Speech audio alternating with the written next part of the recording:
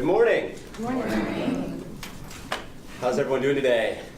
Great. Good, I am too. I am still in La La Land because, as the intro says, I recently got married. And I got married to the coolest chick on the planet, and as you can see, I feel like the happiest guy in the world. So where do you take the coolest girl on the planet to for your honeymoon? Duh. Santorini, Greece. Today I'm going to take you to Greece, and I'm going to share some stories about where we were at, maybe some embarrassing stories about myself and being an American abroad, and hopefully give you some tips that you might be able to take with you on your next international trip. So here is a map of Europe, and Santorini is a tiny island at the very southern part of Greece. It's in the Aegean Sea, and it's a popular travel destination. It's a tourist hub. And you'll find that to get to here, it's a long excursion, lots of flights. You have to fly to Athens. We flew from Athens to Santorini, and I won't get into too much detail about like the travel specifics, but just know that once you get here, it's beautiful.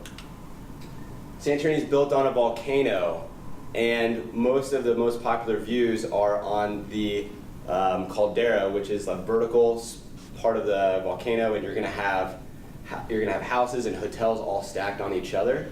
And this is actually the Agali house where we stayed while we were there.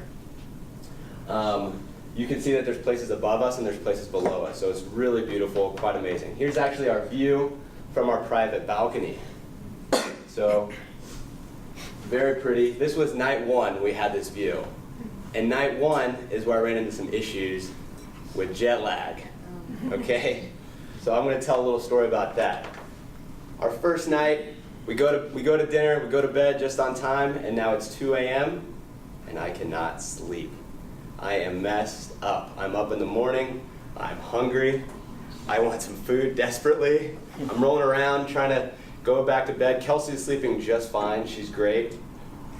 Well, 3:30 rolls around, and I still can't go back to bed. So I realized I gotta do something about this. I'm gonna go get some food. So I walk around the resort, and there's nothing. There's no vending machines, there's no 7-Elevens.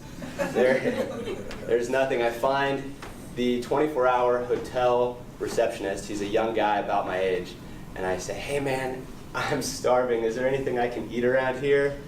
And he says, "No, I'm sorry. You could order a slice of pizza from a place that's open 24 hours, but you have to call a cab to get here from the other side of the island. That'll cost $40 or $50 for a piece of pizza." I'm like, no, I'll be all right. But this guy, he can see in my eyes that I'm a sad bro, and he's a bro, and he knows he can help his bro out. So he goes, "You know what? If you're really hungry, I could always make you a sandwich." And at that moment, I was really happy, I was really sad, but I said sure. So this guy, he makes me the best turkey and cheese and mustard sandwich I ever had. I eat it on the balcony, and I go back to bed. So the tip of this story isn't to be resourceful, it's to bring snacks with you when you travel abroad. Because you'll never know when there's another guy who's there to make you a sandwich. So I get better with jet lag. It takes me a few days, but we start getting into the meat of the trip, and we're doing all kinds of fun stuff. We take a ton of photos. This is one of the most iconic photos of Ia. We hiked up to it and took photos here. We also did a lot of shopping, touring different parts of the towns, and a lot of eating, and also a lot of drinks with a good sunset view. I think these might be Moscow Mules and some whiskey drink. But not only did we eat well and see cool parts of the town, we also did some exciting excursions. And I gotta tell you about this ATV ride we took. So remember how I said that Santorini is built up on this cliff? You really can't get to the beaches unless you drive there or get there somehow. So there's two ways you can go. You can either take a cab, which is expensive, it's like $40 round trip, or each way. Or you can risk your lives on one of these and take an ATV down. It's 20 bucks for the whole day. So we did that. We took an ATV.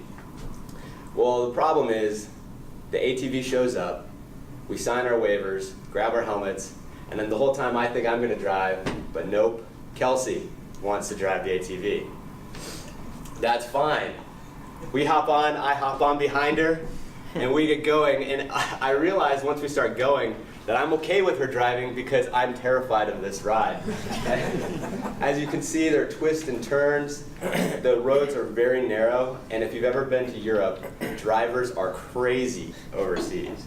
So people are zooming by us in cars, motorcycles, buses, and I'm glad Kelsey's driving. And not only that, is every other ATV that we saw, we were the only ATV with a 5'2" blind chick driving it, so that was pretty cool too.